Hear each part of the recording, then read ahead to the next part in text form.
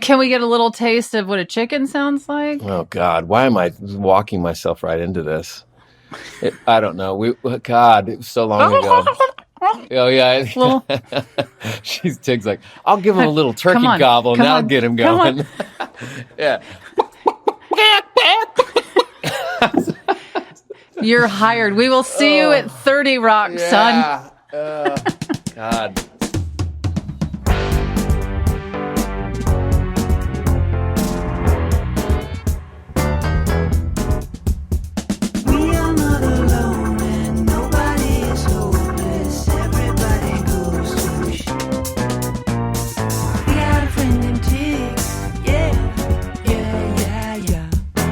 This is Don't Ask Tig. I'm Tig Notaro, and the jury is still out on my advice.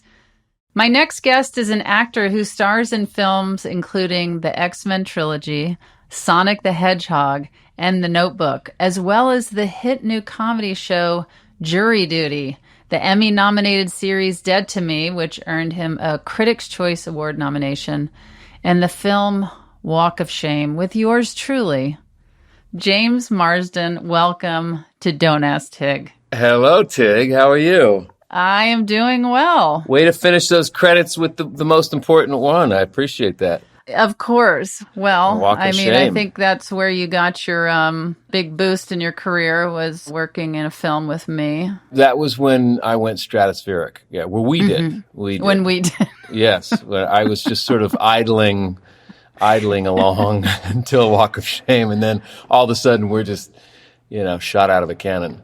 Right onto this podcast. Yeah. You were born and raised in Oklahoma. I'd love to know more about what life was like for you growing up in those parts.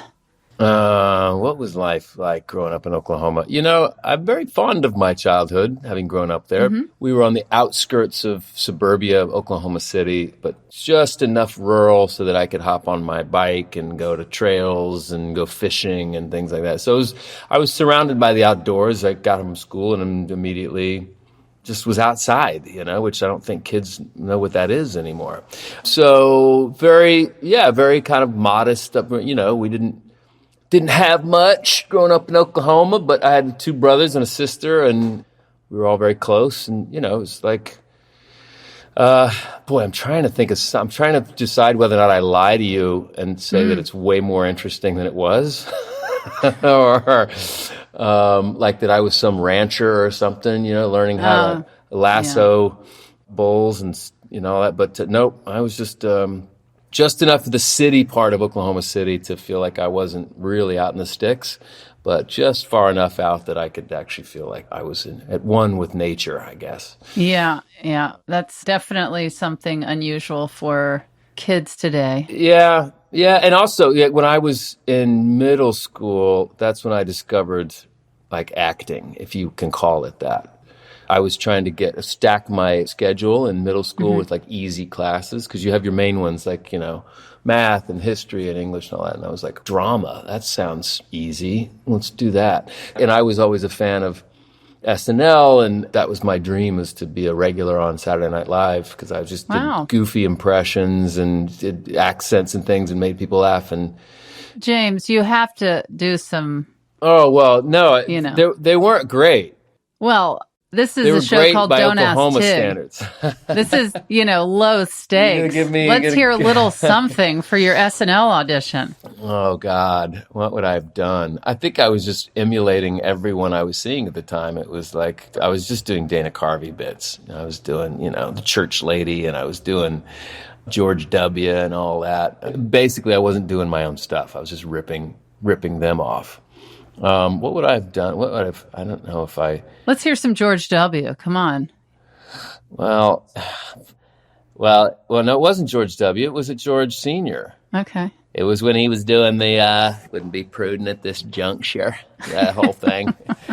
So you were a big Dana Carvey fan. Yeah, I was doing him and chopping broccoli and all that. It was just, I think that was my kind of time period for SNL. It was like him and Chris Farley and Adam Sandler. And did you ever try to audition? I do have a vague memory of, in Oklahoma, me and my buddy, that we used to do like kind of comedy bits together for drama class. We heard that Saturday Night Live were like doing like a tour of the United States looking for people, and they were stopped in Oklahoma City and like show up and come and audition. So I remember doing that. This is either a dream and it didn't really happen, or it really happened. And I think, what did we do? I think they just said, just show us anything. Yeah. And I think we literally just pretended we were chickens. We just sat around, we just clucked like chickens that were discovering one another and sort of like this weird mating ritual. And they didn't hire you? Shockingly, no. They did not. I don't know why. Fine, I'll just join the X-Men trilogy. I'll just go off and do that. Right. Phil's recognized my real talent with this chicken bit that I'm doing. I don't know why we did that. It was like, wow, we really picked the wrong thing to lead with. Speaking of the junior and senior Bushes, you have a place in Texas? I have a place in Texas. I lived in Texas many years. You did? Where? Yes. Outside of Houston. I lived in Austin. I lived outside of Dallas. You have family there? What was the draw? I have family. Okay. And I grew up part of the time in Texas. Yeah. But we still go back. The reason I took a liking to Austin specifically was because I had a lot of friends that lived there, and they were always encouraging me to come visit. So I was, for like the last 20 years, I'd go get out on the lake and Lake Austin. And it was just like, wow, this reminded me of the good parts of growing up in Oklahoma, but much prettier. I mean, Oklahoma is beautiful. It can be beautiful, but Austin and Texas Hill Country was just really, really special. And it's a 2-hour flight from LA. And so I've been visiting for 20 years and just playing with the idea that can you live somewhere else outside of LA and still work in this business? And the answer is yes, because we're always, I don't know, we have a tendency to lead nomadic lifestyles anyway. Was it hard to actually put roots down there? Did you feel like, oh, I live here? Or did you feel like, oh, I'm away from home in this other home? The latter. I mean, it's, I'm there plenty of the year, but when I'm there, you're right. It was like, what's my life here? Because I've lived in LA for 30 years now. You can't inner tube all day in Austin. And it's a very leisurely city. It's very like cold beer, barbecue. Oh, I know it, sir. Get some country music going, get out on the boat, and, You like country music? I do. I grew up with country music. I was in a country band for a little bit, yeah. What do you play? I play guitar and I sing. Well, yeah. Can't wait to get our country band going. Do you like new country, old country? You like it both? I'm like prime country on XM satellite. Oh, like, that's like 90s country, like Tim Sure. McGraw, George Strait, Garth Brooks. Grew up with Garth Brooks. Both of us went to Oklahoma State and Stillwater. Yeah. And in fact, my band in high school and into college, all we did is Garth Brooks covers. Love me some Garth. And Garth's great. Yeah. And my ex-wife, who I'm still very, very close with, she's like my bestie. Her father wrote Callin' Baton Rouge, that Garth Brooks song. That is my favorite Garth Brooks song. Are you kidding? Really? I love that song so much. I'm gonna send you his demo that he played for Garth. It's so different than how the song turned out. Because a lot of times, his name's Dennis Lindy. He also wrote Goodbye Earl for the Dixie Chicks. Oh my gosh. He was a legend. He's not with us anymore, but he was an incredible songwriter. But he was kind of like this character. He took on these characters when he wrote these songs and would sometimes intimidate the artists. A lot of his songs weren't sing-songy ballads. They were kind of like Warren Zevon and kind of Randy Newman structures and stuff. Anyway, the demo of that is so lo-fi and simple, and he's playing a kazoo on it at some point. You'll love it. But now you go to an LSU game, the entire stadium is singing Callin' Baton Rouge, and it's pretty cool to see. Yeah. I had no idea. Yeah. And I have family out in Louisiana, Mississippi, all that. And Nice. but yeah, that's my hands down favorite Garth Brooks song. I love it so much. Love that tune. But yeah, country music's always been something I've been a fan of. Did you grow up? Forgive me, I should know this, but did you grow up Mississippi, in Texas? Okay. Yeah. Hard to avoid the country music influence coming It from is those very parts. hard. It's all over there. You either grew up hating it or you grow up embracing it to some degree. Or you grow up hating it, and then you get older and you go, oh, that sounds good again. It's kind of good. Yeah, you go out on a boat, have a drink in the Put sunshine. On some Clint Black. And some yes, sir. Vince Gill. Yes, sir. Oh, man. Yeah, I do enjoy all that. Yeah, so I'll get the guitar out occasionally when I'm in Austin, and we'll have little sing-alongs here and there. Well, I really can't wait for our band. Now, James, let's talk about your latest project, Jury Duty. Yes. It's gotten a lot of buzz. For my listeners who have not seen it, would you explain what it's about? Sure. So it's a TV show. It's as if you took The Office and The Truman Show and sort of fused them together with a backdrop of jury duty. So you have essentially a whole cast of actors, improv artists, myself, I'm playing myself, a sort of heightened, entitled Hollywood. Did you do any chicken? No. No. They didn't ask for it. I offered it up, but they were saying, we don't need it. We're good. Maybe. Their loss? Yep, their loss. And one guy that thinks the whole thing is real, and it's all fake. So you're thinking at this point, if you haven't seen the show, is this a prank show? Are they just fooling him for a couple of weeks of his life? And I wasn't interested in doing it if it was going to be anything mean-spirited or cruel, because 3 weeks is a long time to keep somebody in the dark. Yeah. One person in the dark, and the rest of us are following these scripts. So there were scripts, but there was no scripted dialogue. It was like comedy beats. Marsden stands up and tries to get out of jury duty by saying he's a distraction. Todd walks in wearing chair pants, stuff like that. And then we get to kind of play with it on top of it. So that's basically it. They've said, we're not doing a prank show. We want to see if we can create a hero's journey for somebody. So the idea was we're going to surround this guy who doesn't know the whole thing is fake with absurd scripted circumstances and see how he reacts. I mean, we kind of threw a moral obstacle course at him, and he just... he passed with flying colors. Not that was our intention. It was just, let's hoist this guy on our shoulders at the end of this and celebrate his humanity, but in doing it in a really kind of unconventional way. We're going to bamboozle him for 2.5 weeks. And what was most rewarding to you about doing this type of show? Well, I was excited about getting in a room with improv artists and playing, because I'd never really exercised that muscle before. But Christopher Guest was a huge hero of mine. I mean, my dream would be if I didn't get cast from The Chickens to be a regular on SNL, my next goal would to see if Christopher Guest would cast me in Waiting for Guffman or Best in Show or one of these other great pieces where it's just like you have a structure and then you get to kind of just play with it and stay in that character and throw everything up against the wall. So that was very gratifying to get into a room and mess around. But what I wasn't prepared for was the sort of wild animal in a cage element of this guy who's there thinking that the whole thing is real with real stakes. So it was this balancing act of like playing the kind of goofy, entitled, petulant brat Hollywood celebrity. But then in addition to that, you're trying to get him to the finish line. You're trying to kind of steer him through this sort of maze of absurdity. And hopefully by the end of it, he has a good time and he doesn't have a full-on mental breakdown. And I think that was the most rewarding thing, to be honest. What was the most challenging part of the whole process? There were moments where we were never aiming at him for the jokes. We were aiming at each other. I don't want him to feel like he's ever the butt of the joke. Right. And there were moments where even though he was on the periphery, we were doing stupid, foolish things that sometimes would elicit a response from him of like disappointment. He was so empathic.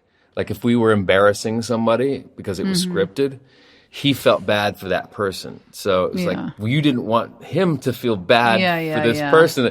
But that was the hardest thing, was like, I really struggled with that every day. Like, boy, what are we doing to this guy? This is his reality. He's getting to be friends with us. We're getting to be friends with him. And like really caring about each other, having genuine laughs and forging these real relationships. And he thinks, I was named James, but everyone else had a fake name. And then at the end of it, he's like, wait, so you're not really Ron? You're not really Jeannie? You're not so it just was kind of like, you just had to cross your fingers and hope that our endeavor to create this hero's path for somebody, that he'll end up feeling it and that he will have enjoyed the experience. Right. That was the hardest part. And actually, as you go on, the Jenga tower gets taller. Mm-hmm. As you get closer to the end, the stakes are much greater, because if we screw it up now, right, then Amazon has 2.5 weeks of footage that they can't use. So it was kind of wild. Wow. Yeah. Any advice you would give your younger self just starting out as an actor, as we almost transition into our advice questions? Right. Yeah. Boy. Don't force anything. Mm-hmm. A good performance is never going to come from really muscling your way through it. Have Good fun. To know. Have a great time. When I look back on the things that worked, yeah, it was because I was just having a blast. And that's Jury Duty is a perfect prime example of that. I was having so much fun. Are you good at giving advice? Depends on the topic. Okay. But I typically feel like I'm a pretty good friend that way. But I would never try to do something, give somebody advice where I'm out of my jurisdiction. I would not. No. Okay. Well, you play a juror who is less than perfect. Maybe you can still help. Well, are you saying the jury's still out on that? Jury's still out. Maybe you can help with the first listener. Okay. Cece writes, I have lived in my apartment in Manhattan for 4 years. In the past 6 months, I've received 3 postal letters for the former tenant for jury summons, all with an urgent notification. I haven't opened the letters and left them in my mailbox. Should I try to contact the person this was originally addressed to? Should I contact the local government? What is my civic duty here? You get a lot of government officials listening to your show? That's the only, my podcast, my stand-up, everything. It's all government officials. Okay. Well, yes, you contact that gentleman or wonderful woman and you let them know. I was going to say pitch him, because he's probably just going to pitch him anyway. Well, yeah, I was also going to say just do the very lazy thing of return to sender. I mean, you can just write that on an envelope and drop it in the mail. And you've... How old is this person? I don't know. They don't disclose their age? Because if they're under 30, they don't even know what drop it in the mail means. Right. You said that it would be lazy, but that actually sounds like to a Gen Zer like a lot of work. Okay. But I think it's the right thing to do. Yeah. Locate a pen. What's a pen? Right on the envelope where it's addressed to the old tenant, and write off to the side, return to sender, underline it. If you don't know where to do it, Google where to write return to sender, and then Google what a mailbox looks like, and then walk out of your house and drop that into the mailbox. She's in New York, right? Yeah. Well, there's pigeons there, too. You could attach it to a carrier pigeon. Well, there you go. We're James going way and I... back in time. Back in the days of classic country. Yeah. So that's how you do it. I've never done the return to sender thing. You just write on the envelope return to sender and then drop it in one of those blue mailboxes that are on the side of the street. Or even in your own mailbox. Right. Okay. And then, then they return it. Yeah. And then if they don't, at least your conscience is free. Oh, and you can also write on there, no longer at this address. Can I write that on all the junk mail that I get in my mailbox? You can write it on a wall. You can write anything you want anywhere. You might get in some trouble, but yeah. I'm going to write it on a wall. I'm going to spray paint it on a wall. Return to sender. That's a good plan.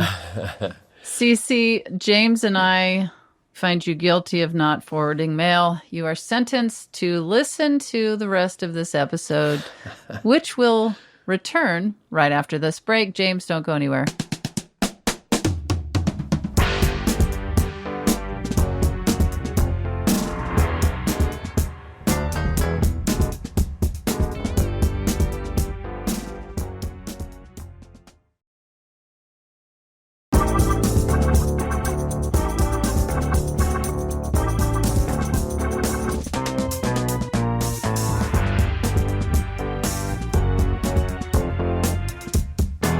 And we're back. James, our next question is from a bride-to-be.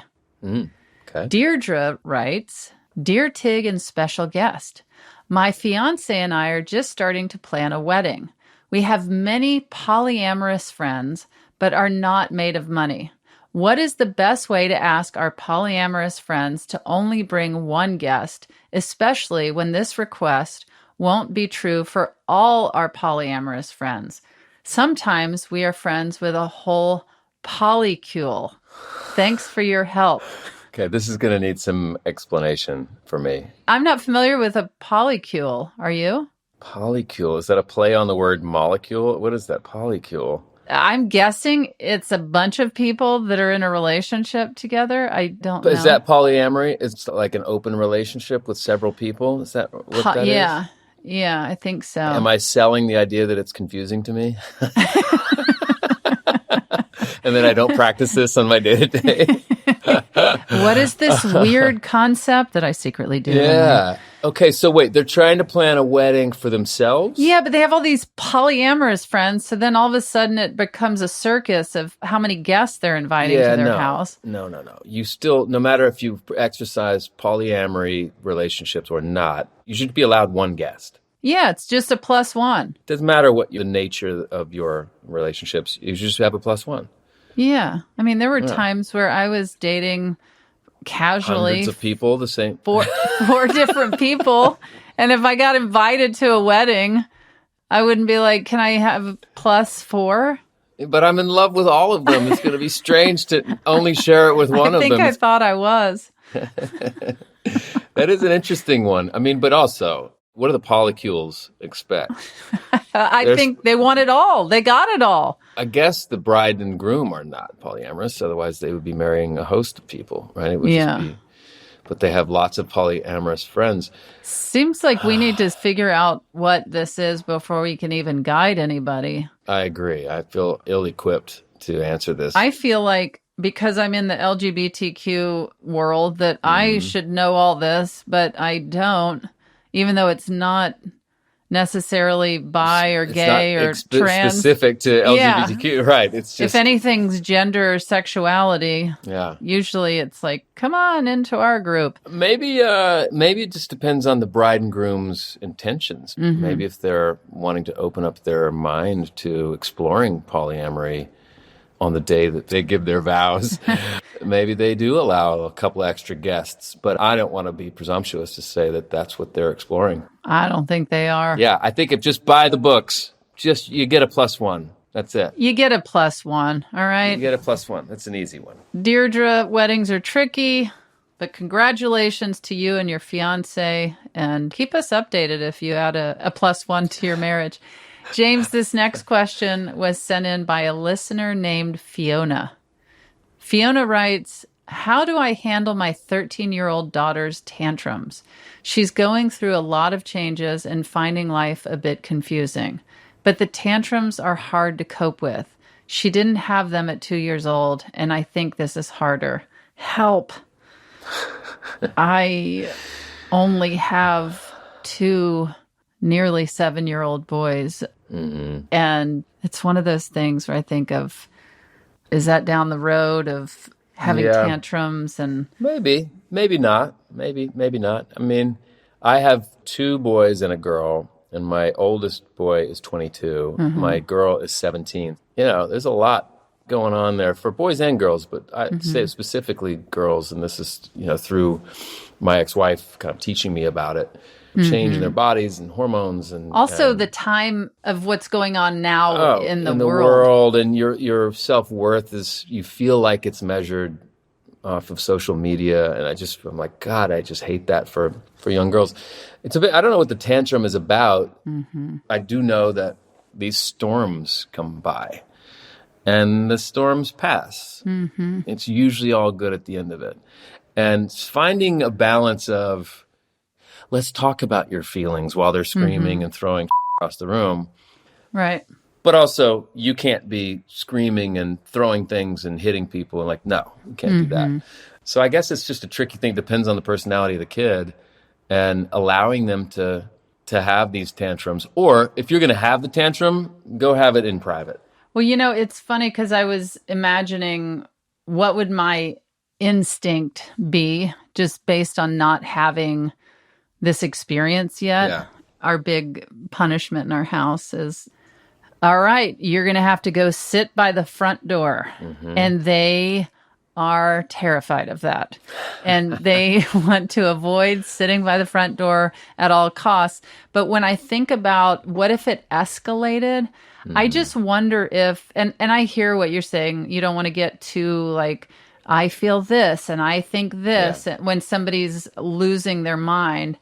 But my instinct would be, do you have nature around you?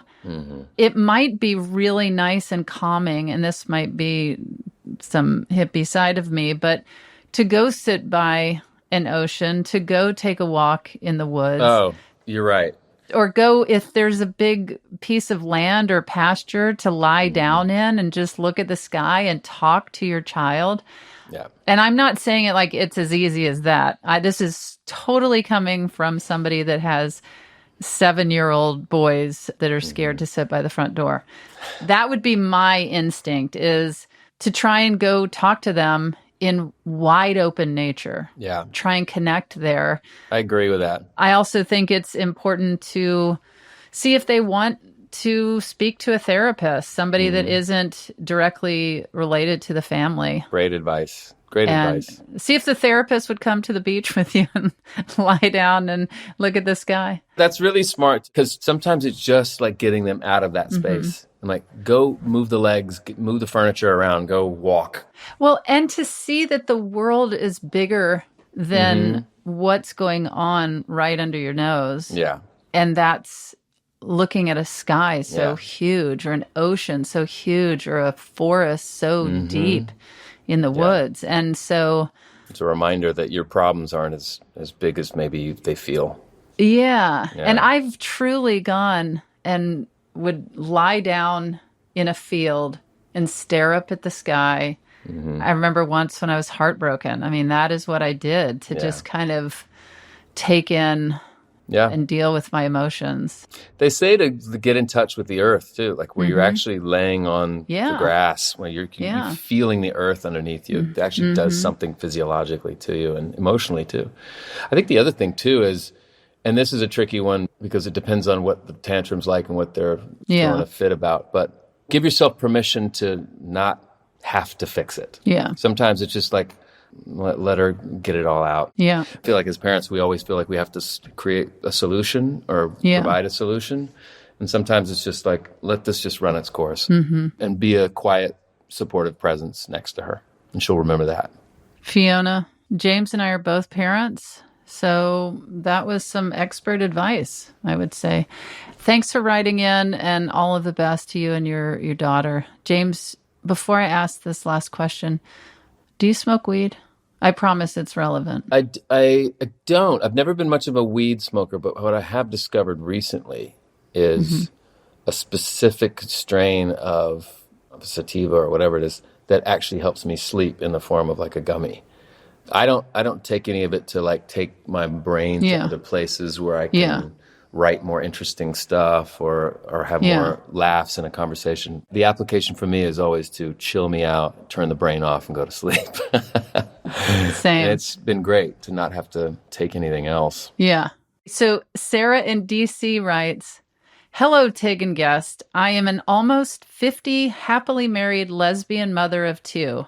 I work part-time as a pediatrician and have a great village of friends. I consider myself medium fun. I have so far never tried marijuana, and I'm ready to do so. It is legal where I live. Could you suggest a perfect scenario for my first, maybe only, experience? I will do whatever you suggest." Well, careful there. She will do whatever you suggest. Okay. This person feels like my speed. Medium fun. Yeah, well, just like, okay, I don't do drugs. I'm ready to try it. The robot is ready to let loose. Tell me what sound like you're ready. Take. It doesn't sound like it. It sounds like you're already giving yourself you're already walking into paranoia land. Like I get that feeling though, because I guess she's like, I need to maybe loosen up a little bit, and got a village of friends. That's great. I wonder if they all smoke. Or even, I'm not a pot smoker, but my wife, Stephanie, and I went to Amsterdam, and we wanted to have the typical go to Amsterdam and buy weed and get high. Sure. And we, neither of us are pot smokers. And we got our drugs. We went to our hotel room. We smoked it. And we turned into cartoon versions of high people. We were in so much pain laughing. We were crying so hard. We could barely breathe. And it was the most fun. And then we went back to Amsterdam a year later. We bought pot again, and we tried to recreate the moment, but we didn't know what strain we had purchased the first time. And the second one, we just were sitting out next to one of the canals, and we just turned to each other and said, I don't want to do this ever again. It was such a different experience from the first time, like truly gasping for air. Mm-hmm. I mean, it was so fun. So I guess my suggestion would be, if your spouse is interested, or one of your medium fun friends in your in your village, I would say do it with somebody that is your silliest friend that's open to doing it. And Stephanie and I laugh very hard without any pot on a daily basis. We destroy each other. Find the person that will destroy you and have a grand old time. Yeah. That's what I suggest. Great advice. Yes, I would say if you're the medium fun person in your group, I would find a friend in your village that is the most giggly, the most easy to laugh, just positive, have a great time. It's so important, though, like the sort of tone that you carry with you when you step into that world, right? Like you want someone with positivity and like perpetually grinning to do that with. And maybe maybe there's an old movie from the 80s or 90s or whatever that you guys share that you always thought was funny. Maybe put that on too. Yeah. Go rent a hotel room or something and just watch a stupid movie. Get into costume. Put costumes on and then buy some junk food. And get some Twinkies and Doritos and go have the dumbest time you could possibly have. Yeah, without any expectation. Don't put expectations on it. Like, I'm supposed to be laughing, or I'm supposed to be listening to this music, or I'm supposed to be just nothing matters. It's a free day. Even if you don't laugh that hard, you'll at least laugh at how you didn't get that high and you're sitting in a hotel room with Twinkies and a bad movie on, and that'll make you laugh probably. Yeah, it'll make you laugh. And go easy, maybe kind of baby steps into the dosage. I remember the first time I smoked, I was 21 or something, and the person that introduced me to it was my future wife, but she wasn't my wife at the time. And she was actually pretty good at it. She was like, okay, we're going to have a joint, and you smoke this, I'm going to go to the bathroom, and when I come back, we're going to have some fun. And she went to the bathroom, and I took 10 hits off of this joint, thinking that you smoke it like a cigarette. And I was out of my mind. Yeah. So maybe take the baby steps of dosage. Yeah. I can't wait to hear how that turns out. Sarah, I'm not sure why you asked me, but that's why the show is called Don't Ask Tig. Happy 420. James, you played an actual superhero, Cyclops, in the X-Men movies. So the last segment I've selected especially for you is one I call Don't Ask Your Heroes.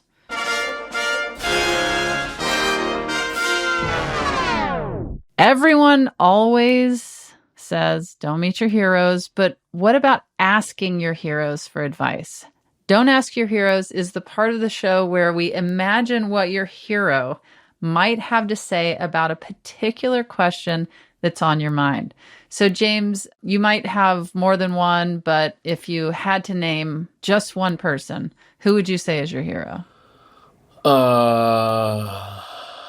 I mean, I have a lot of different kinds of heroes, but I would say like my ex-wife taught me a lot about how to be a good person in this world, and how to be a good father, and how to participate in a life in a really great way. And sometimes it can be in a very simple way. So she's been great for me, and I owe a lot of what I've learned in life to her.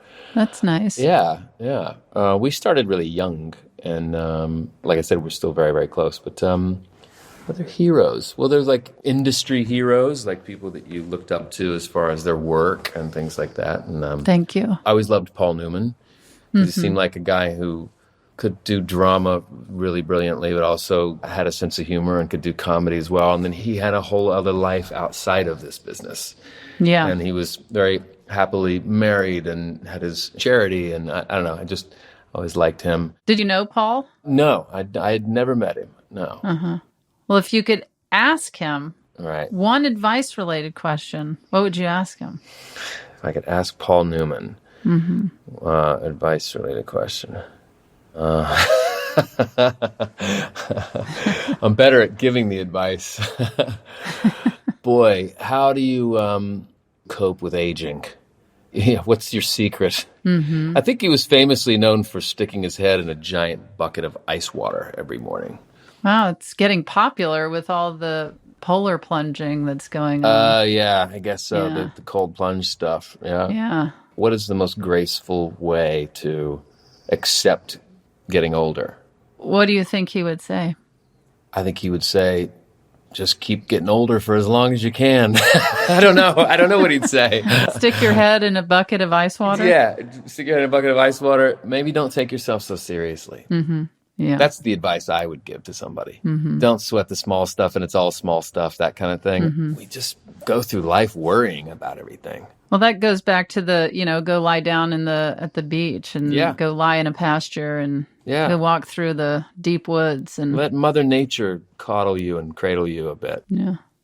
Well, James, I couldn't agree more, first of all. And second of all, it was such a pleasure to have you on the show and to see you again.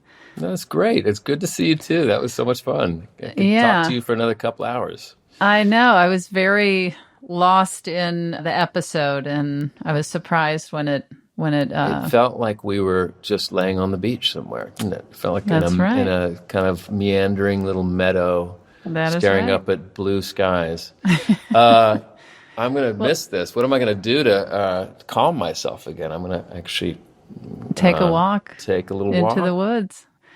Or maybe we could go lie down in a pasture in Oklahoma and listen to some Garth Brooks and just chill out. I was going to say, what people do in the pastures of Oklahoma is they go find the old cow turds that have fossilized, and they find little mushrooms growing out of those cow turds. Yeah. And you take that mushroom, and I guess this is probably not anything I should be condoning.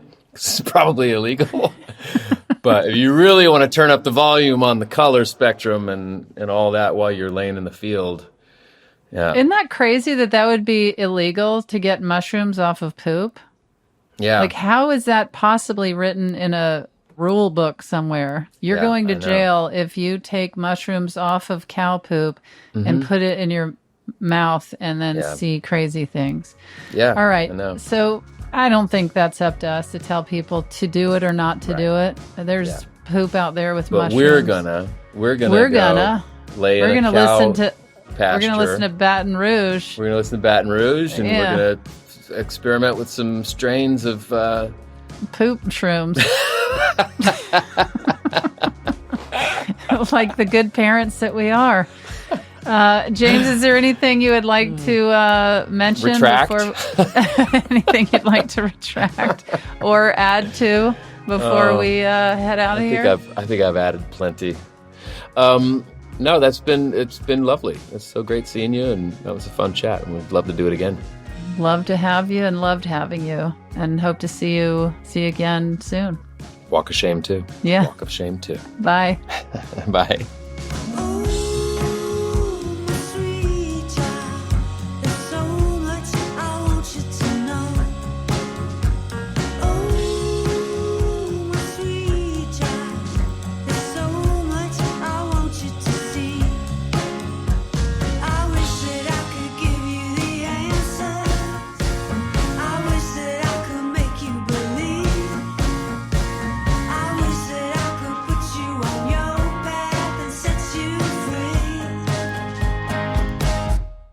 That's what your heart is for. That's what your heart is for. That's what your heart is for. Listen to your heart. Don't Ask Tig is hosted by me, Tig Notaro. It's produced by Thomas Willett and Shayna Deloria. Our executive producer and editor is Beth Perlman. Engineering and sound mixing by Alex Simpson, Derek Ramirez, Josh Savageau, and Evan Clark. Digital production by James Napoli. Talent booking by Marianne Ways. Our theme music is Friend in Tig by Edie Brickell and Kyle Crusham.